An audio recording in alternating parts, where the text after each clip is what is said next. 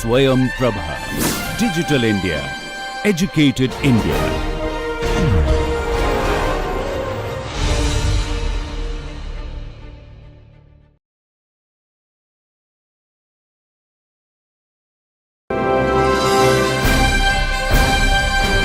Swayam Prabha. Digital India.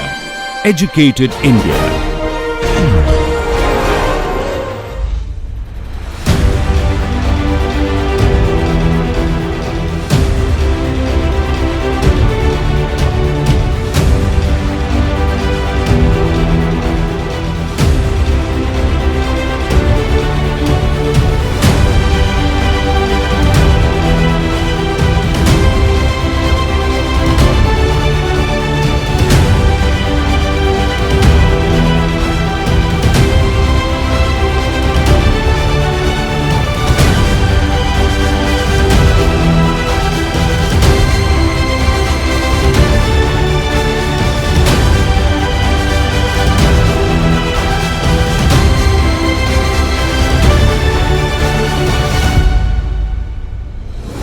Namaste, welcome to the session on training, learning and organization development. Naturally, we are talking about these things in the context of HR function. We need to understand that like any other function in the field of HR, training and development function also has to gear up according to the nature of environment, and the current business environment is represented by this term rather acronym called VUCA, that means it is volatile, uncertain, complex and ambiguous environment. In this environment, sustainability has become a major driver for innovation. Sustainability in terms of the continuance of the business and also harmony with the natural and social environment. So, sustainability and innovation, these are, you can say, one of the most important features of the HR requirement and organizational challenges in current times. A strategic advantage in these times, which is as rightly described with the acronym VUCA, erode fast in the current times. That is why we are talking about transient competitive advantage. That competitive advantage which does not last very long and which continuously changes.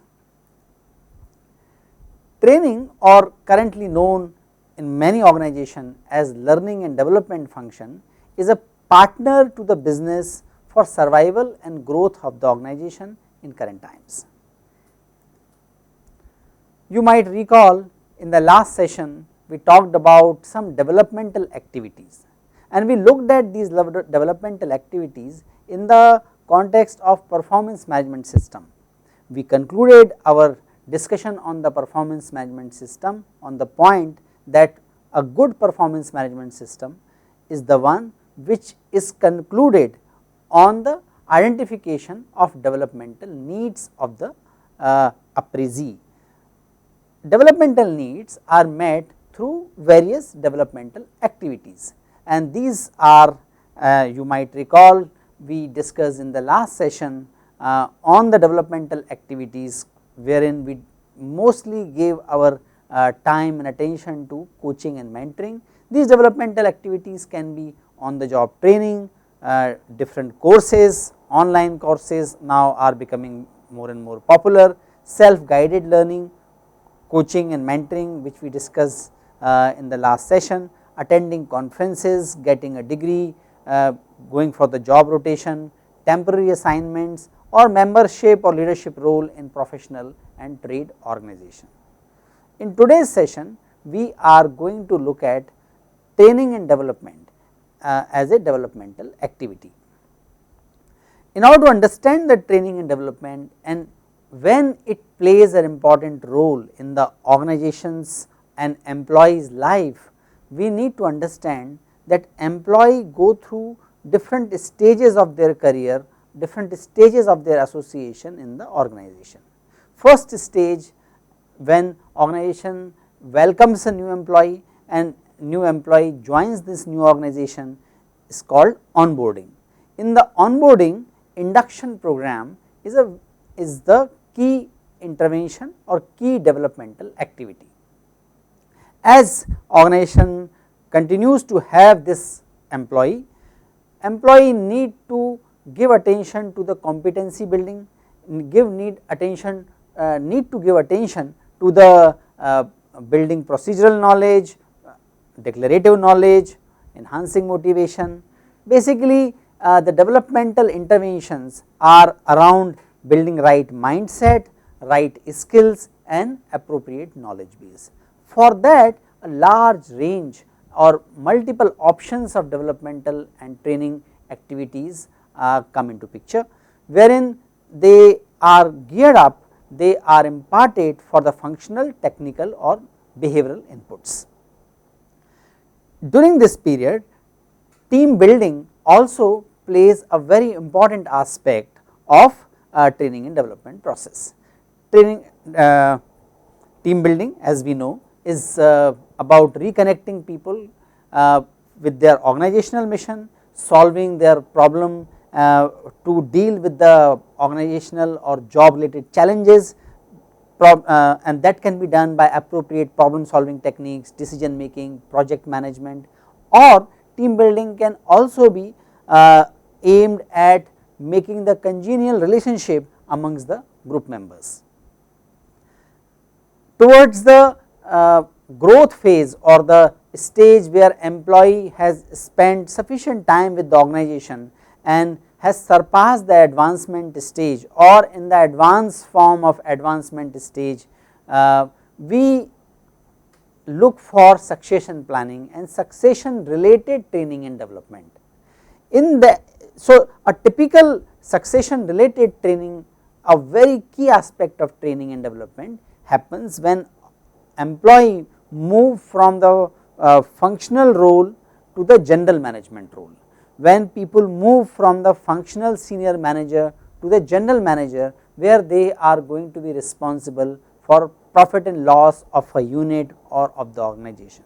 At that stage general management program, leadership development programs become most important training and development activity. So with this example and which is represented in this slide, it is clear that different stages of employee life cycle requires different kind of training and development input. So we will look at these aspects and these specific inputs in more detail now.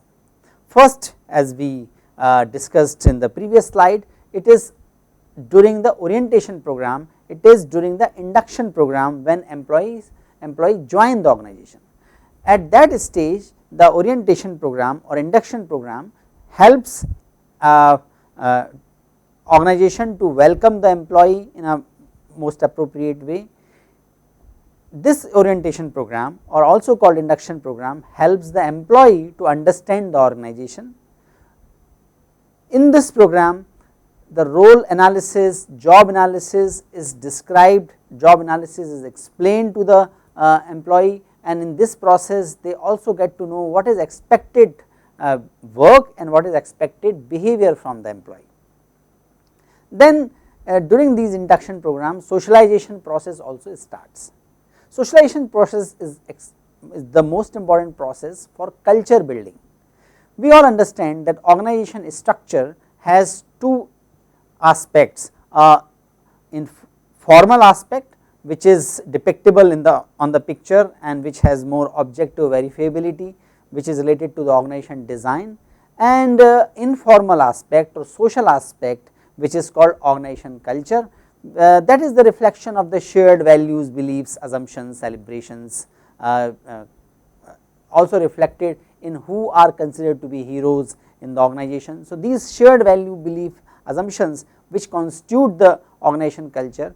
Socialization process helps the organization to imbibe appropriate values and inculcate appropriate belief system and training the people, imparting the appropriate norms which help the organization to nurture that kind of culture which organization intentionally wishes to inculcate, wishes to develop within itself.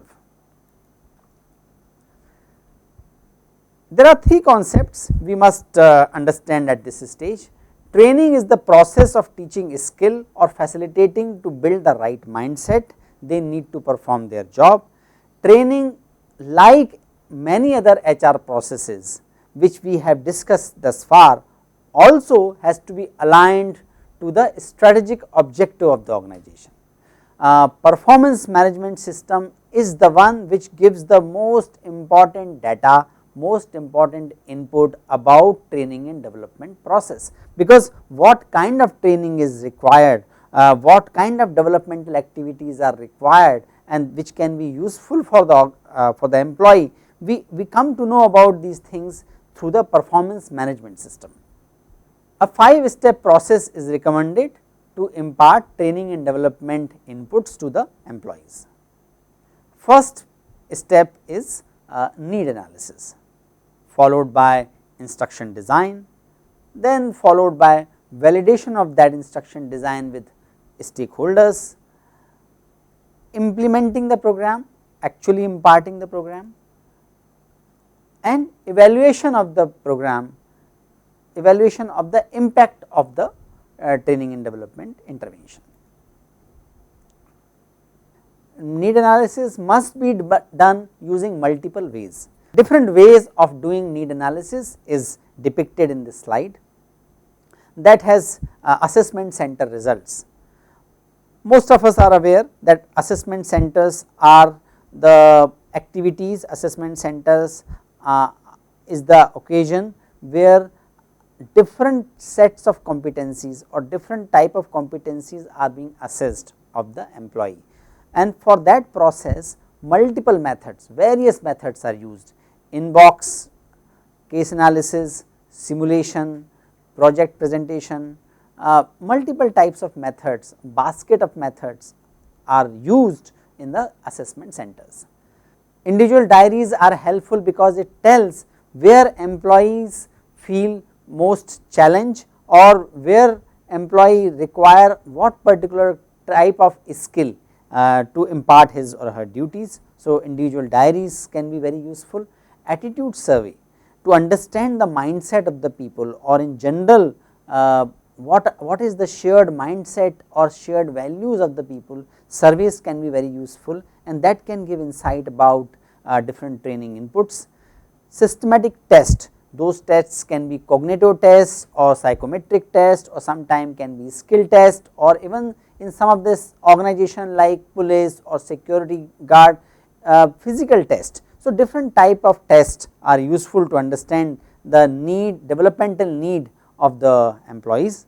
Performance appraisal, as we recently looked at, is the most important source of training and development inputs, because that is very systematic way of assessing where employee is and where management and supervisor wishes them to be. So, this difference reflects the need for the training and development of a particular employee, and when this data is combined, we come to know what are the general expectations, what are the general training and development needs are for a employee residing at particular hierarchical level, which we called band. Job related performance data is the one of the most objective way of assessing training and development. Observations can be useful, because observations help to help people to recognize the behavior of the incumbents, behavior of the employee in a particular situation, and behavior is perhaps the most objective way to look at how people are performing, how the performance is taking place in the field. So, observation can be useful, and certainly interview can also be useful. We come to know what are the aspects of the job which people are not feeling confident about. Incumbents are well aware of the need of the development when they are engaged in challenging activities. Through the interviews, we also come to know what employees are seeing in the market. So, when they are operating in the market, they are also well versed with what other organizations are doing, what are the developmental inputs of other organizations. So, interviews can also be very helpful. Interviews precisely can be helpful for the self reflection as well as giving inputs about the competition and what other organizations may not be the direct competitor, but what other organizations are giving the input for the training and development of the employees. We must recognize that more and more organizations call learning and development department to what erstwhile was called training and development, training department. The focus, the reason for this change is that is the recognition that central aspect of this development related department is the learning process. We cannot train people without understanding how people learn and how people learn best, what they are supposed to learn.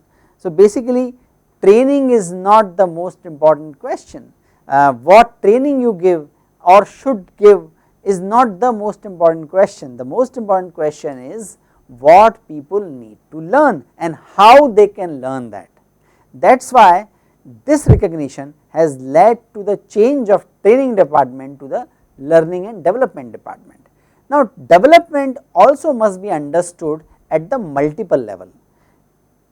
Training generally indicates the individual level inputs to the individual employees, inputs which eventually help the individual performance.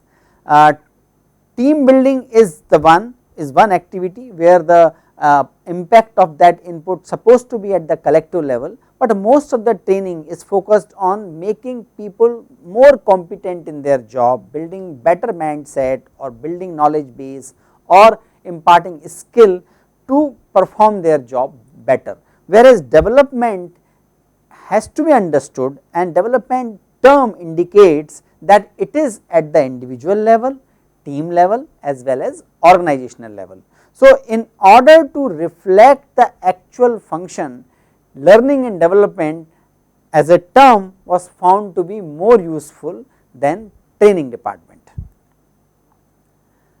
How learning, training and OD compare? Both are learning focused, both are informed by organization strategy, but training, as I explained, is focused more role focused and OD is more organizational focus. First step of OD or training and development is diagnosis.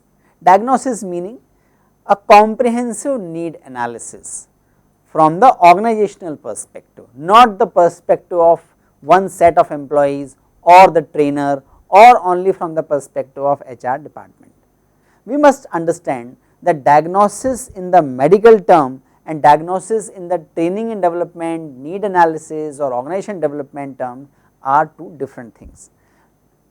Training and development talks about diagnosis as a collaborative activity, an activity which is collaboratively done by the trainer, the expert and managers and employees.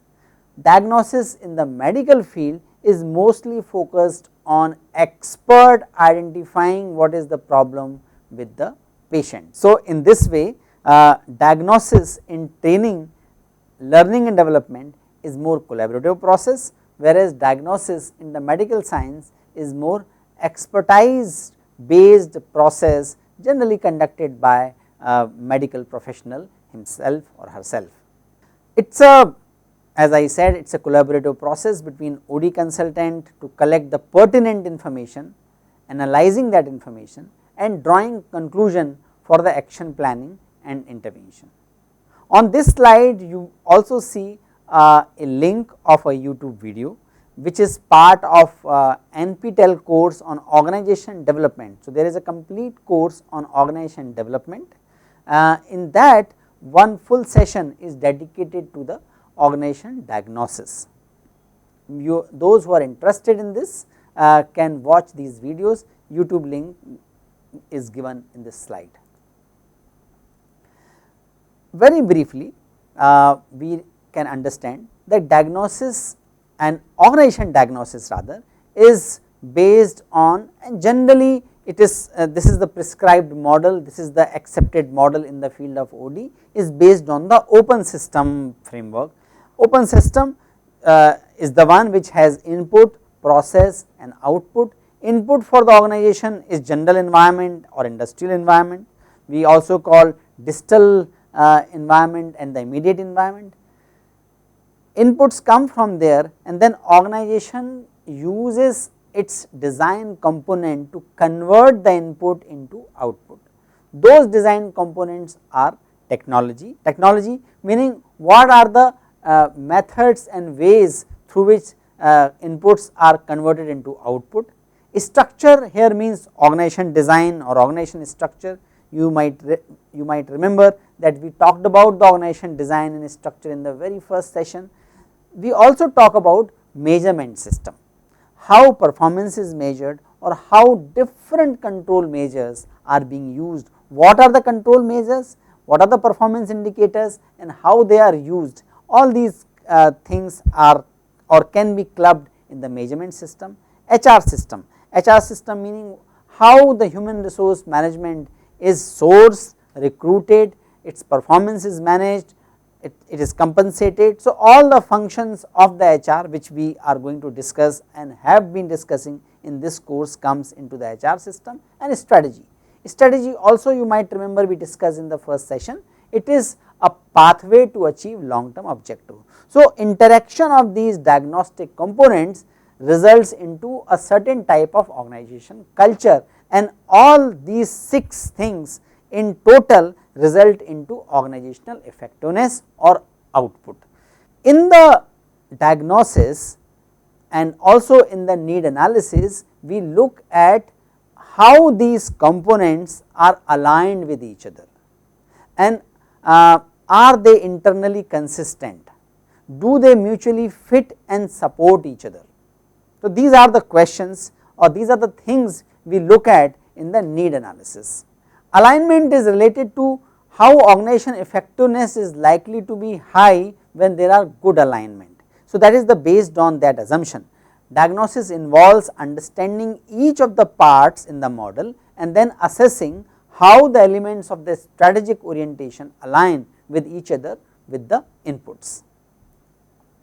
Similarly, as business environment is the input for the organization, organizational design which includes the structure and culture is the input for the group level diagnosis or group level activity.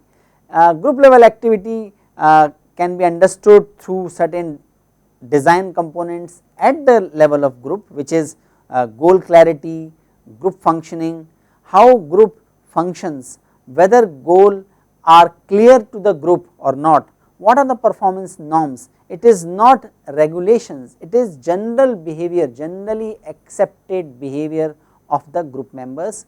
Group composition, what are the different competencies available with different people in the group, and task structure, how they divide the task amongst themselves. You can see that task structure, group composition, performance norms, all 5 elements are mutually connected, but we need to understand them separately to identify what is working and what is not working in which aspect of group functioning, and the dynamics of these 5 design components result into group effectiveness, which is reflected in the output of the group.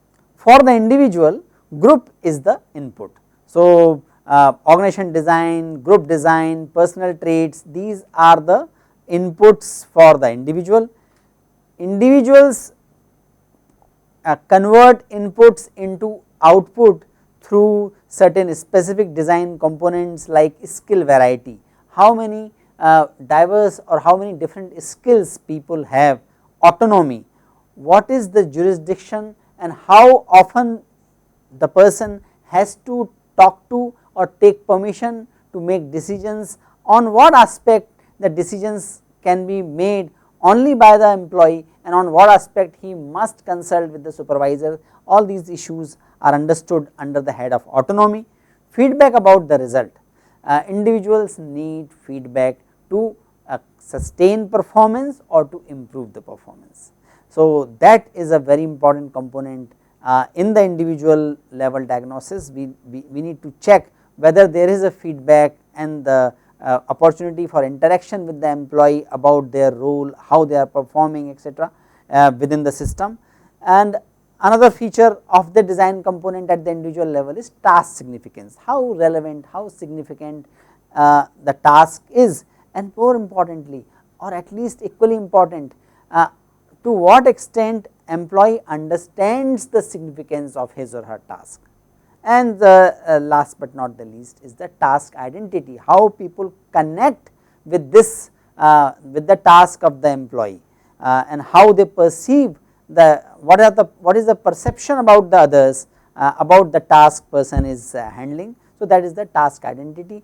Interaction of these 5 factors results into changing the input as explained in this slide, and it helps in converting the input into output, which is reflected in the individual effectiveness. Questionnaire method is very useful for training need analysis. Major advantage of the questionnaire method, we must understand that we also need to follow the statistical or quantitative research based norms when we use questionnaire. That means there has to be a sufficient number of sample, there has to be appropriateness of the respondents and their knowledge base, there has to be appropriateness of the objective of the survey and the respondents who are giving their input on those objectives. So these things must be taken care of. If these things are taken care of, questionnaire based need analysis is a very useful process. It is a structured process, and more importantly it provides the input, large input, in a relatively very short span of time. So there are some potential problems as well of this method. First is that there is a little opportunity for empathy with the subjects. So we have to be cut and dry, very objective. Mostly we need to try to be more and more objective in getting the questionnaire data.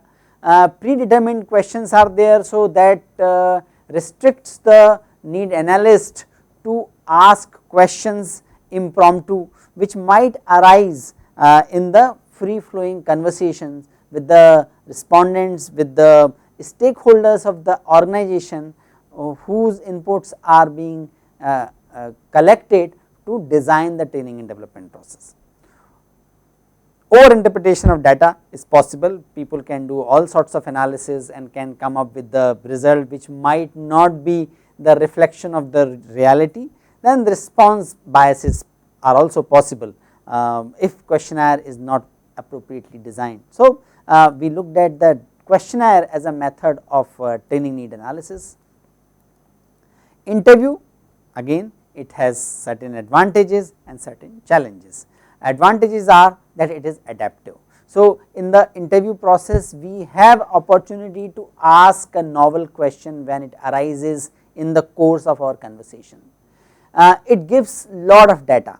It gives data about the question which you specifically ask, but it also gives data about the context in which the answer is given.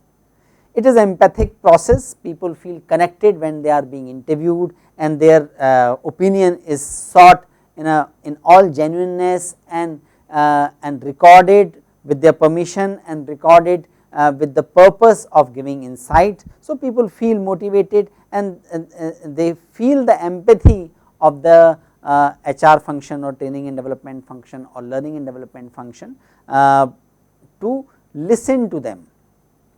Major potential problems of the interview is that it is an expensive process. We cannot conduct the hundreds of interviews as we can do in the questionnaire based need analysis. There can be bias in the interviewer's response. Interviewer has his own, her own story, has his or her own experience, because they have different kind of socialization, different value system, different aspirations, and they can have different experience about the same organization because of the difference in the contextual factor, like who has worked with which kind of boss determines the impression of the employee about the whole organization. So there can be many sources of bias for the interviewer in the process of asking the in the process of conducting interview with the respondents. Coding and interpretation is not easy, qualitative data has to be transcribed, then different kind of codings have to be done to reach to some definitive conclusion, a conclusion which is found by the top management and the employee and multiple stakeholders meaningful. Self report bias is also possible in the training and development process when we are using the interview method. Observation method, it requires expertise, not everybody can do the observation. Major advantage of the observation is that we get the data on actual behavior in the field many times. So, real time, no retrospective data is there. So, in the real time we look at how employee is behaving or what is his or her response in a particular situation, that is a real time data. It is an adaptive process, it is an adaptive process because it is not a very proactive process, it is more a passive process where you just see how people are performing, how they are responding to certain situation, how they are reacting in certain situations, how they are interacting amongst themselves, how often they laugh, how often they converse, what type of conversations happen. So, observation is a very rich data and it is very adaptive process depending on the need of a particular need to understand a particular area. We choose different points of observation or different inputs in the observation. Like any other method, it has its own problems as well, like coding and interpretation. Different people can interpret different data after the observation process. Sampling can be inconsistent, how we ensure that we observe right number of people for right time at the different locations if organization is a multi location, or how many people being observed for how much time or how long when they are being observed in the different departments. Observers bias and questionable reliability is again a potential pitfall for the observation based method, and like interview it is expensive because it takes more time and requires appointment and employment of experts who know the subject, who have practical and theoretical experience, practical and theoretical knowledge about the field. Need analysis techniques, qualitative methods and quantitative methods. Content analysis, meaning looking at the interview data or looking at any qualitative data, identifying the themes, that is the core of the content analysis. We also can do force field analysis based on the field visit, based on talking to different stakeholders in order to understand the appropriate need or appropriate training need. We can do force field analysis. We are going to look at the force field analysis in a short while from now in this session only. Then there are some quantitative tools like descriptive statistics, which are used in surveys wherein we looked at the central tendency or dispersion, or how different segments of the employee reflect certain types of performance and certain types of temperament. So, all sorts of descriptive statistics can be applied if the survey data is collected. Measures for association can be looked at, means how different useful variables correlate with each other, and we can also conduct various tests to check our hypothesis, whether two groups are similar or not, whether there is a change in the behavior or when there is a change in the performance from point 1 to point 2 when certain specific input is given to them. We can compare the different inputs, their impact on different organizations or in different departments. So, all these kind of a different test, all these insights can be gained by applying the different tests on the survey data. We talked about the force field analysis. This is the picture to describe the force field analysis. We need to understand what is the central requirement about the need for the organization. So, strategic context, environmental challenge or internal growth aspirations, there can be many reasons for organization to adapt an overarching strategic objective. So, that must be understood first as the beginning of the force field analysis, and what is the desirable change required, where we wish to go, that must be clear, and based on that context, based on that input, we need to look at what are the forces for change, means what organizations or what that organization has which can help organization to make the change towards its desirable direction. We also need to look at the forces which are hindrance, which prevent or which create inertia for organization to move towards that valued strategic object. So, in the forces for change, we look at what is the new technology we have, do we have the raw material, do we have the competency, to what extent the supervisors can exert the pressure for people to deliver, competition, how what is the competition from different groups. These are the forces for change, and there are forces in organization, in any organization, which restrict the force, which obstruct the force for change, or which work against the forces for change. Those are group norms, fear for change, members might be complacent, they can be well learned skill, and people do not want to move to the next job because that will require learning different set of skill. So, these are some of the forces which make organizations to stay on their current path. So, we need to analyze both the forces, we need to identify how to enhance the forces for change and how to decrease, how to minimize the forces for status quo. That is the essence of force field analysis in the training need analysis topic. After training need analysis, we need to understand how to convert this insight into a program. Which is the most appropriate method for conducting those programs? What is the most appropriate pedagogy to deliver a program or deliver those kind of learning objective arising out of the need analysis? Why at times different participant may like different components of the program, and how we juxtapose, how we collect different components or different ways of training and development within one program, so that every employee is able to find something or other meaningful and insightful for his or her work. Then another question is, what is the optimum combination of different methods and topics in the program? We cannot include all the topics of the world in a 3 days or 5 days program. So, prioritization helps the people, helps the training and development function to pick up the most appropriate topics for the learning and teaching or training in the classroom or in the structured environment. So, again we need to recall, need analysis is the first step. Based on the need analysis, we do instructional design. Instructional design has to be validated by the stakeholders. Why it has to be validated? Now you can understand more easily. It is validated because in the need analysis we took their inputs.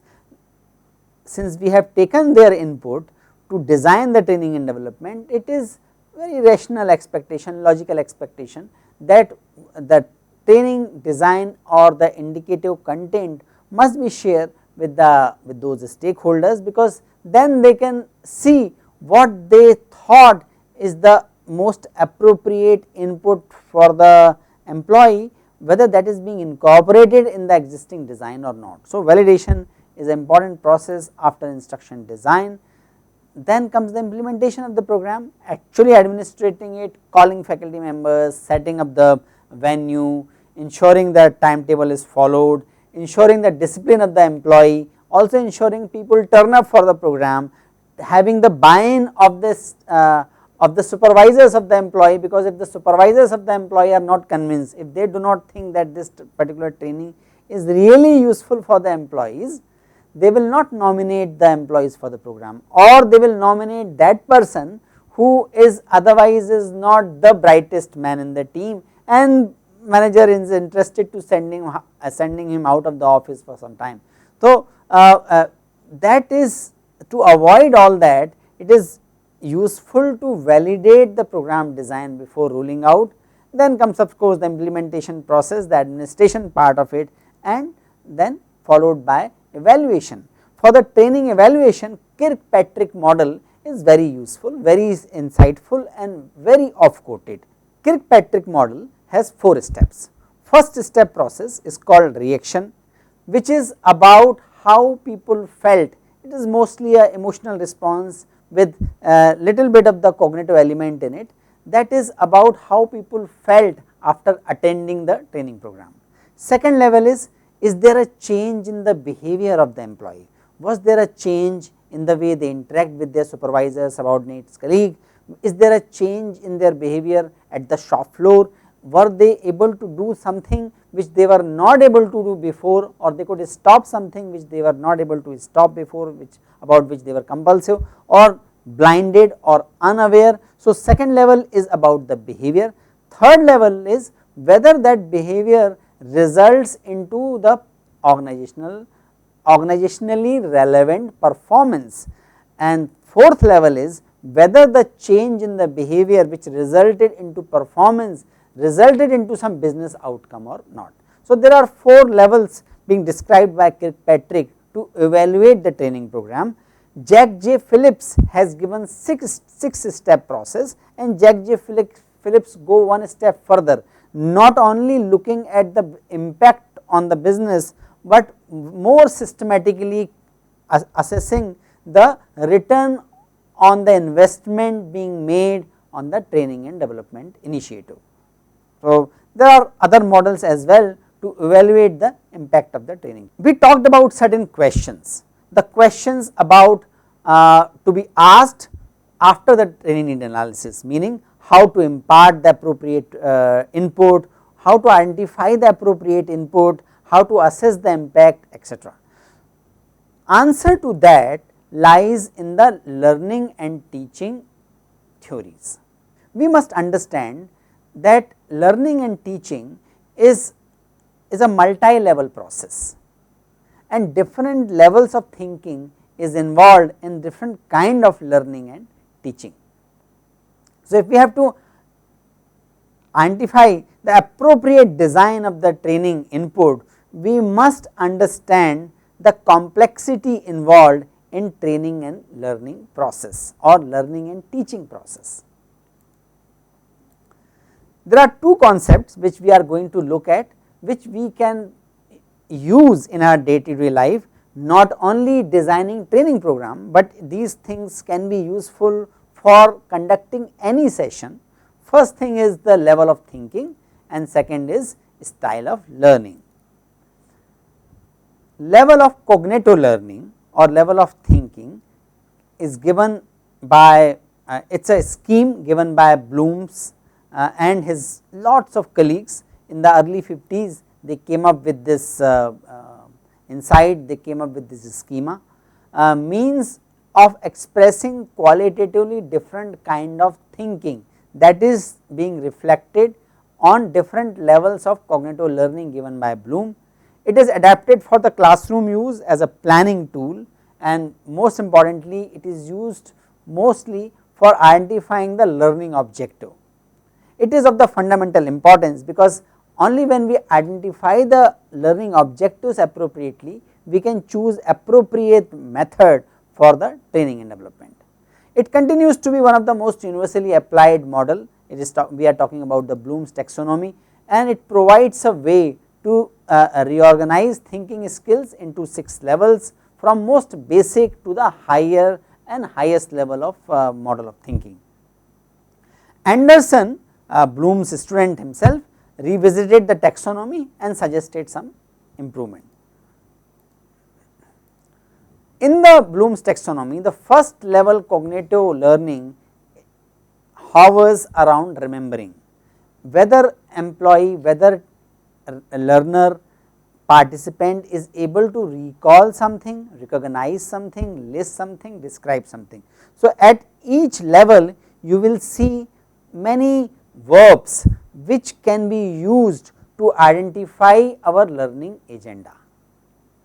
Understanding level, that is about our ability to explain idea or concept, and that can be in the form of our ability to interpret, summarize, paraphrase, classify, explain. Higher to the understanding level is application, meaning ability of the incumbent, ability of the employee to use that information in the day to day life or in a special case as well, but his ability, her ability to use that information to create something to apply on some real life situation. Analysis, evaluation and creation. Analysis, evaluation and creation are called three levels of the higher order thinking. Analysis is related to our ability to break the information into several parts, and that is reflected in our ability to compare, organize, deconstruct, interrogate about some phenomena, about some topic. Evaluation is when incumbent is able to choose one best option out of multiple options available. So, that includes checking, hypothesizing, critiquing one thing, experimenting about the suitableness of the one option over other. So, these aspects are related to the evaluation level of cognitive learning. Highest level of cognitive learning is considered to be our ability to create new thought, create new knowledge, and that is about designing, constructing, planning, producing, inventing something. For any training program, we need to identify what is the level of the cognitive learning we wish to achieve, whether we wish to achieve remembering, understanding, application, evaluation, analysis or creation. Accordingly, we first need to write the learning objective. So, learning objective, they read like, after attending this session, participants will be able to, and then comes the choice about the level of cognitive learning, will be able to remember something, will be able to recognize something, will be able to paraphrase something, will be able to carry out something, etc., etc.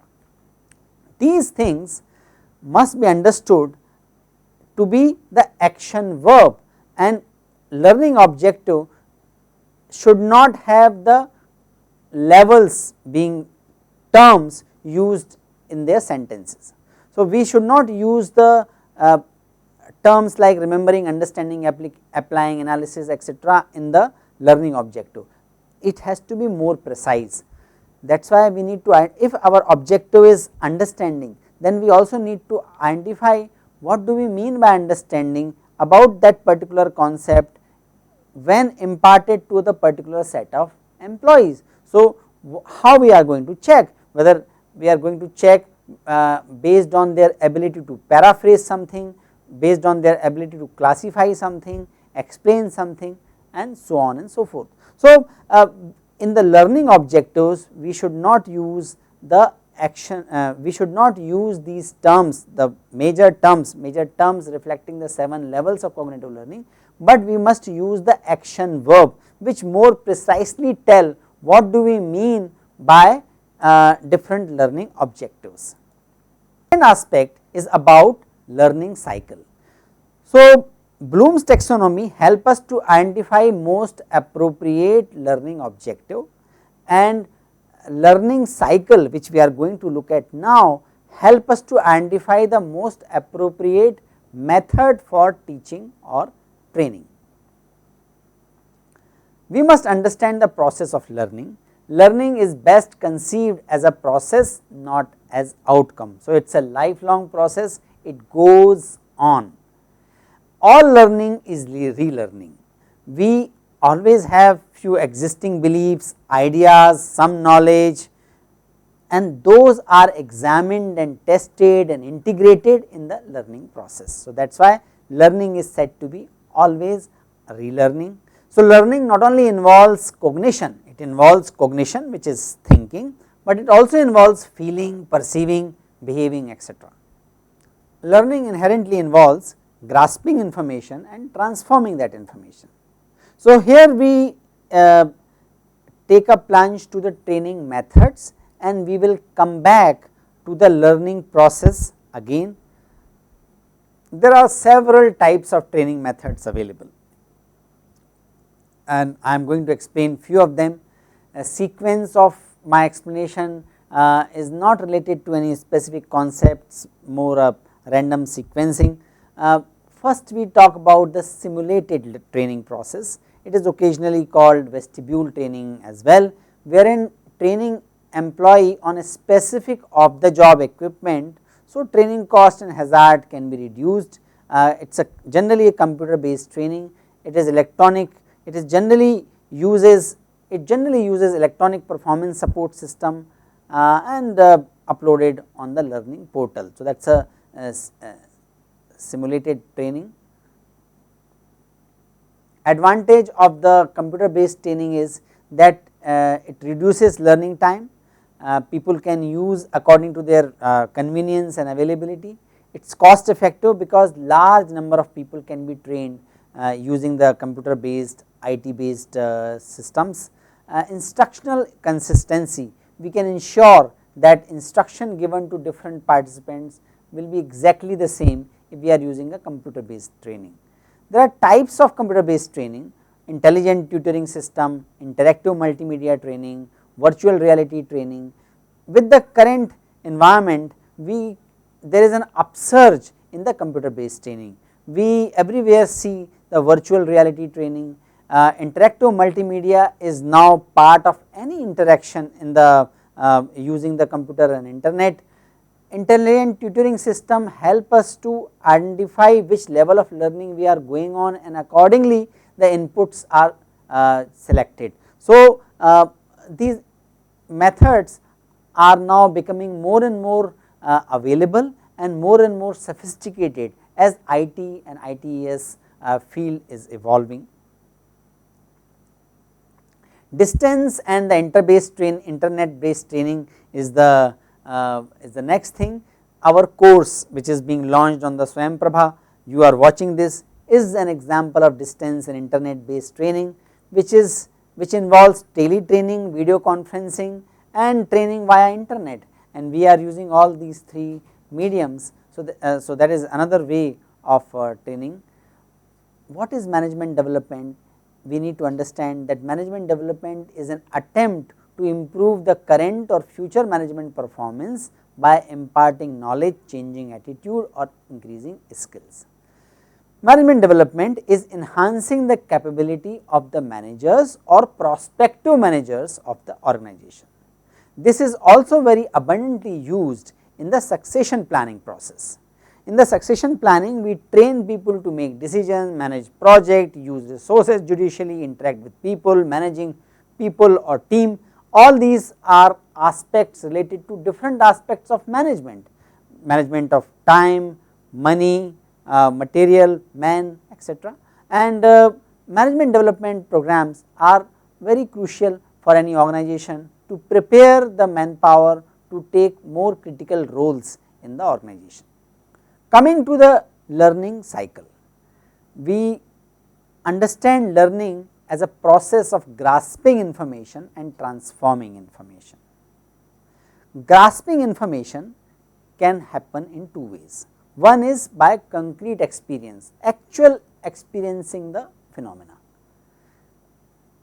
We can also grasp information through abstraction and abstract conceptualization, means reading the experience of others and identifying the pattern in that, or by looking at the pattern of experience of others, that also is a way of grasping information. Along with grasping information, we do the transformation of that information. We use the information in certain way. How we can use it? We can use the information for active experimentation, actually applying that information to do something, and we can also choose to reflect on that particular information. Learning cycle involves all four steps, but as we grow up, our preference shows up in the form of one or other aspect of learning cycle.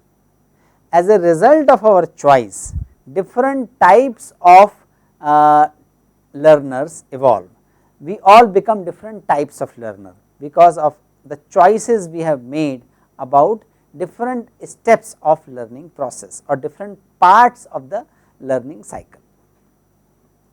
So, converger as a style emerges in the combination of abstract conceptualization and active experimentation. So, people with this learning style are best at finding practical use of ideas and theories. They are interested in employing their knowledge for the practical purposes, actually solving the problem of the world. That is in their mind is the purpose of any learning. So, if this is your preferred style, you have the ability to solve problems and make decisions based on finding solutions to the questions or problems. Diverger learner emerge when there are more prominent preference for the concrete experience and reflective observation. So, people with this learning style are best at viewing concrete situation from different point of view. So, they work excellent in the brainstorming process or ideation process.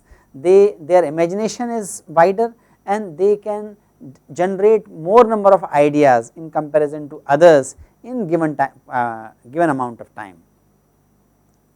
Assimilators are the one who has more prominently abstract conceptualization and tendency for the reflective observation. This style and or people having this style are best at understanding a wide range of information and putting it into the concise logical forms. So, these are the people who can look at otherwise vast amount of information and put that information, put that knowledge into a framework. So, these are the assimilator, and accommodators are those which have concrete experience and active experimentation as a most preferred aspect of the learning cycle. So, people with this learning style have the ability to learn primarily from the hands on experience. We need to understand that how this knowledge about learning styles can help us to design more appropriate training and development intervention. So, we resume our discussion on the different types of training and development inputs.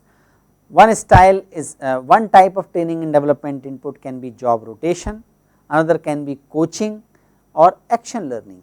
These are on the job training inputs. Job rotation meaning moving a training from one department to the another that gives exposure to the people incumbent about the overall functioning of the organization, and this is particularly useful for the people who have the abstract conceptualization higher in their preference, because they want to look at the pattern, look at the larger information and see their role in the larger scheme of things. Coaching can be useful for skill building, it can be a kind of a support system for or a substitute of the concrete experience. It can help people to build a skill and to enhance their active experimentation in the safe environment. Action learning involves very significant amount of active experimentation and concrete experience. So, you can see that people having more active experimentation related preference, they will prefer and they will learn best by these on the job training. Case study method, it depends on what is the kind of case study it is, but it is particularly useful for people who have high observation and the tendency for looking at things from multiple angles. Management games are very holistic, they can be very holistic learning interventions, and that is why they are becoming very popular. Learning happens through all 4 steps in the management games. In fact, in the management game we can also bring the team dynamics element, because management game can be conducted, can be played by a group of people. In fact, some of the management games require multiple participants, and they can be helpful for people to look at and reflect upon their behavior. For the management games can help people to reflect on how people behave in the group situation, and these can be useful to employ all steps of the learning cycle. Outside seminars, we also talked about it in the previous class, that can be useful to give the exposure, give a overall insight about the field, what is going on as in general in the field. So that can give a excellent input, that can be given an excellent, that is the excellent input we can get from the outside seminars. Role play is good training and development tool when there is a need for people to reflect, to see their behavior and to change their behavior. Behavioral modeling generally done using the videos, or it can be also used in the social reinforcement, giving feedback, transfer of learning, encouraging trainings to apply the skill on the job, and that can also be done by showing the ideal videos which tell people how they should or should not behave in a particular situation. So behavioral modeling can be done in multiple ways. Corporate universities are becoming very popular because we are seeing the emergence of very large organizations where people are working in many departments. They are knowledge workers, they use very sophisticated knowledge. That knowledge is generally developed, or in large amount is being developed in the universities, and the knowledge which is developed in the organization also needs to be validated by the academics. So all these things are happening. As a result of that, corporates are calling their department, learning and development department, or some component of the learning and development activity as corporate varsities. These corporate varsities can be the repository of the video courses, they can be repository for the very useful resources for reading. They can be, those resources can be classified according to the learning inputs, they can be classified according to different topics, and people can enroll for those learning modules. Those modules can have the reading material, most appropriate articles, can have management games, can have the inbuilt quiz to test the learning of the employees. So all that is possible using IT and computer aided methods. So corporate varsities are becoming very popular. In-house development centers are also present in most of the organizations, wherein they constantly track the performance data, they constantly track the performance management, performance appraisal related data. They also conduct the stakeholders audits, surveys to understand what is the expectation of the different stakeholders from different sets of employees, and accordingly identifying what are the most appropriate training and development or learning and development inputs for different segments of the employees. So in-house development centers are there in the organization which do this kind of job continuously. If you are interested to know more about the training and development, or particularly about the organization development, you can visit the YouTube link related to the NPTEL course on organization development in 21st century. One of the link of those 40 around lectures is given in this session as well in the slide of about the diagnosis. So that is where we end the session, wherein we looked at how training and development function is connected to the HR department and the business needs. What are the steps of training and development? We also discussed different steps of the training need and the training impact evaluation, different methods of training, and two important concepts, Bloom's taxonomy and Kolb's learning cycle. Using these two concepts, we can identify the appropriate learning objective and identify the appropriate learning methods to achieve those objectives. Thank you.